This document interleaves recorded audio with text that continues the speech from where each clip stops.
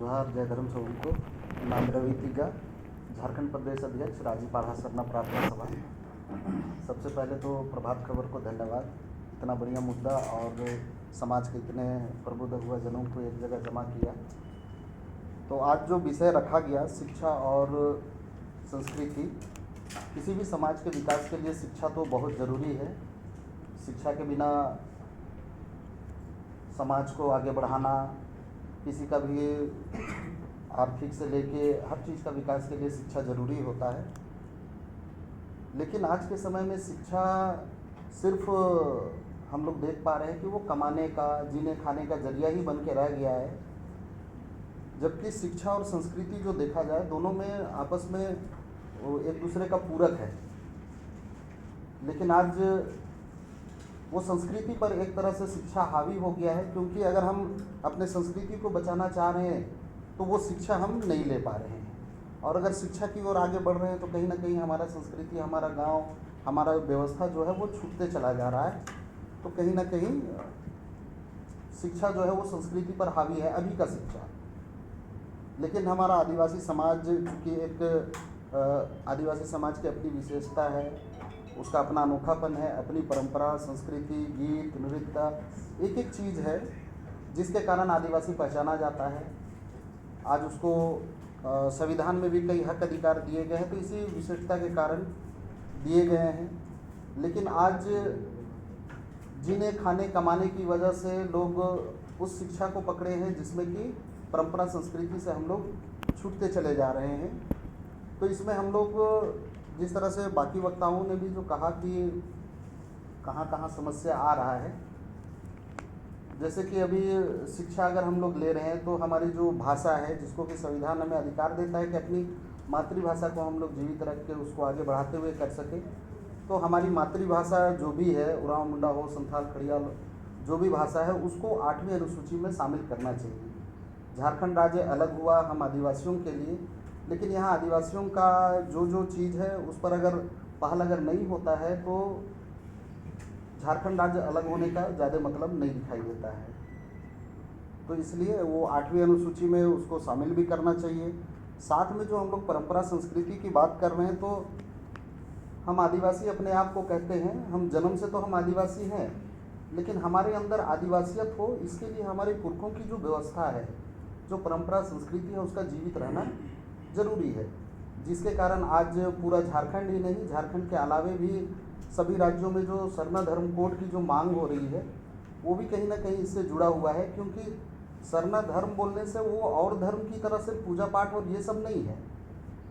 हमारे पुरखों का जो सोच है, जो विचार है, जो व्यवस्था है, जो परंपरा है, संस्कृति है, वो सरना धर्म पे निहित है।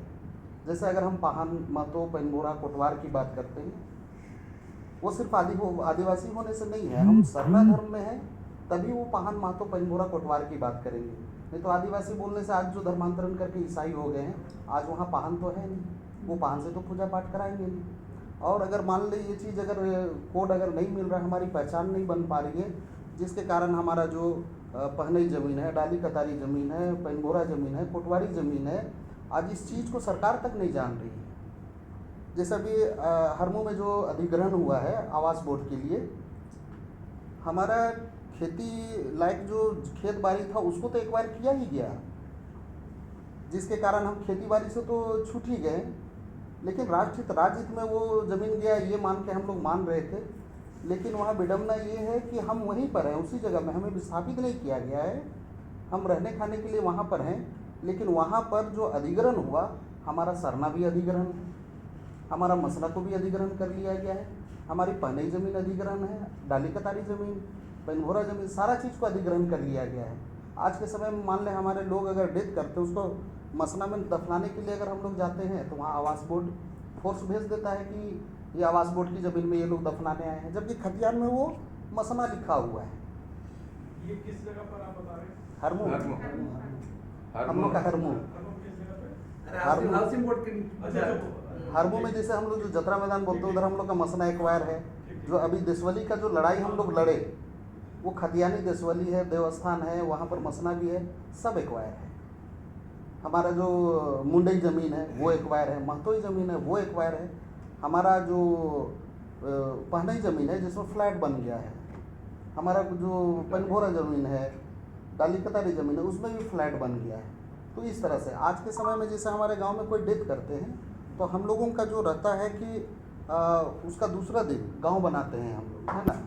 गांव शुद्धिकरण एक तरह से होता है, नेक है वो, जिस उसके लिए जो हम लोग हाथों बैठाओ जहाँ पर हम लोग करते थे, आवास बोर्ड फोर्स भेज देती है कि ये ज़मीन तो एक्वायर है, यहाँ पर क्यों कर रहे हैं, है ना। तब तो फिर हमारा जो भी व्यवस्था का ज़मीन है वो तो खत्म ही हो गया।